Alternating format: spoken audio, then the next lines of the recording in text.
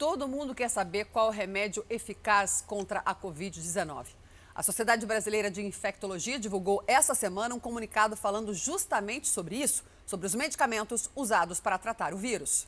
A iniciativa é uma forma de combater a lista crescente de remédios que supostamente seriam eficazes e que são divulgados sempre nas redes sociais. Para explicar melhor quais são os tratamentos mais promissores até agora, a gente fala agora ao vivo com o infectologista Jean Guarenchaine. Doutor Jean, um ótimo dia para o senhor. Cloroquina, corticoides, antivirais, coagulantes. Quais são os mais eficazes comprovados pela ciência até o momento, doutor? Bom dia a todos. Bom, a gente já percebeu que existem duas fases diferentes quando a gente tem a primeira fase da coronavírus, que é voltada à questão do vírus, da ação do vírus. E uma outra fase, que é uma fase mais tardia, que acontece a partir do 7º dia, que tem uma resposta inflamatória. Nessa primeira fase, é uma fase viral. Geralmente, o vírus ele não tem nenhuma medicação específica. Vários estudos foram feitos, seja com uso de vermífugos, antiparasitários, assim como os próprios antibióticos e o antimalárico, que no caso a própria cloroquina. Nenhum deles se mostrou efetivo em nenhum dos estudos. Porém, nós observamos que na evolução, especialmente naquela forma inflamatória, o uso do corticoide, o uso dos anticoagulantes e algumas medicações, por exemplo, que são os inibidores das interleucinas, por exemplo, que estão intimamente relacionados com aquela resposta inflamatória mais exacerbada. Então, essas medicações se mostraram muito efetivas, principalmente numa fase mais tardia da doença. Portanto, numa fase anterior, as medicações ainda são medicações sintomáticas, a observação clínica é fundamental e aquelas pessoas que estiverem evoluindo com febre, que não baixa com a medicação, com desconforto respiratório, são aquelas que vão receber, como eu disse, essas medicações específicas. Doutor, bom dia. Carla Secato falando, tudo bem? Uma pesquisa revela que os bairros mais pobres apresentam mais casos, de coronavírus? Não tenha dúvida, isso se deve intimamente ao fato dessas pessoas se aglomerarem mais, e isso dissemina mais a doença, e por outro lado, também não haver um respeito maior com relação ao distanciamento social e ao uso de máscaras. Com isso, a disseminação acaba sendo muito mais rápida, fazendo com que os números sejam altos e, mais do que isso, em algumas regiões, especialmente São Paulo, áreas periféricas mostraram uma maior mortalidade, inclusive em jovens, que eram uma população que até então não era considerada como risco. Até porque esses jovens, muitos deles não tinham nenhuma doença de base, não eram obesos, não tinham diabetes, não tinham problema na sua imunidade, mas mesmo assim evoluíram de uma forma fatal. Doutor Jean, as pessoas que se curaram da Covid-19 têm anticorpos capazes de protegê-los definitivamente de uma nova infecção? É possível afirmar hoje pela medicina que não é possível pegar mais Covid, está totalmente imune?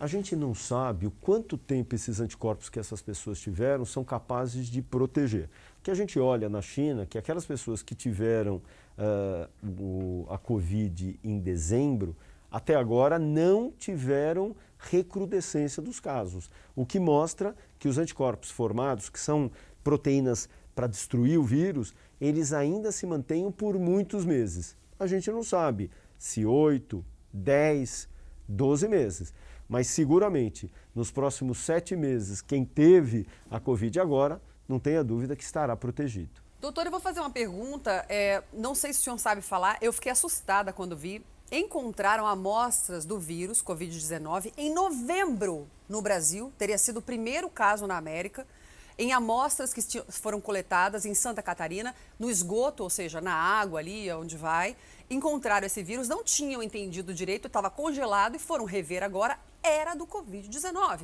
Ou seja, provavelmente, o primeiro caso da Covid-19 foi registrado muito antes. Parece que o primeiro foi em outubro, no esgoto de Yuan, e o segundo caso em novembro no Brasil. O que o senhor está sabendo sobre isso? Como é que pode isso? Explica pra gente, estou assustada de verdade.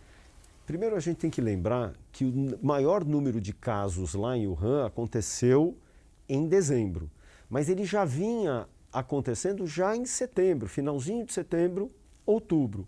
Nós vivemos num mundo globalizado, que as pessoas vão e vêm, e muito possivelmente alguém tenha vindo de viagem para lá, ou de lá.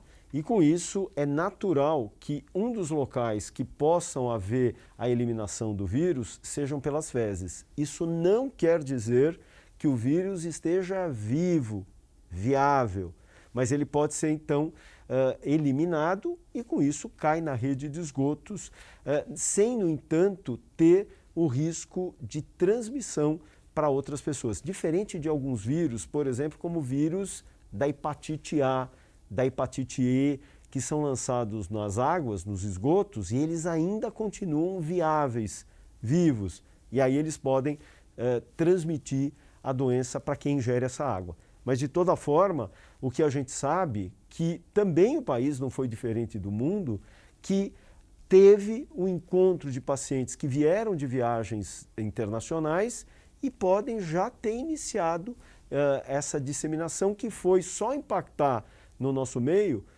períodos mais tarde.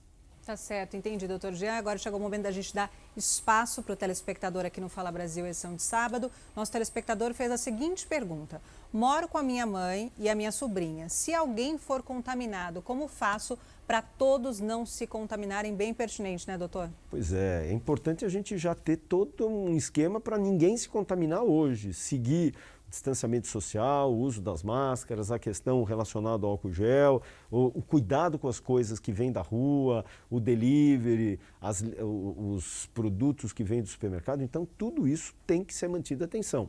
É claro que a partir do momento que eu tenho alguém que se infectou, esse alguém vai ter que ficar em isolamento e a gente vai rastrear as pessoas à sua volta, saber se está todo mundo infectado ou não.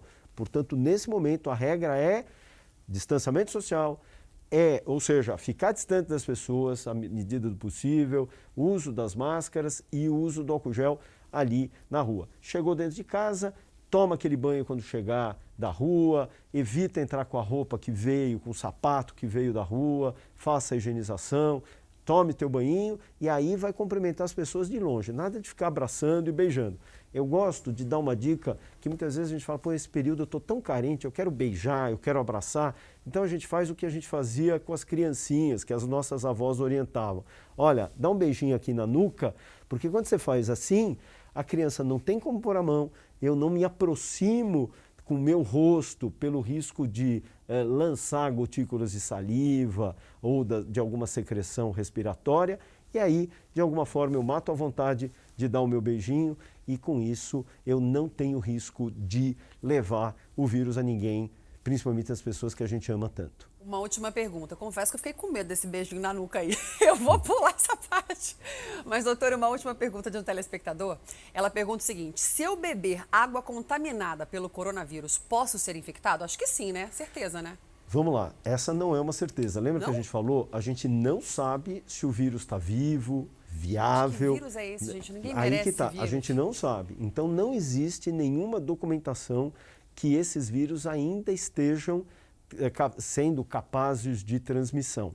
Então por isso as pesquisas estão acontecendo, vamos aguardar os resultados. Mas a princípio esses vírus não são transmissores a partir do momento que eles são liberados pelas fezes nas águas. Mas é claro que por isso que é fundamental que a gente não tome as águas, por exemplo, eu estou numa região em que o meu saneamento básico é ruim, que eu preciso realmente pegar a água da fossa e tudo mais, eu tenho que promover o quê?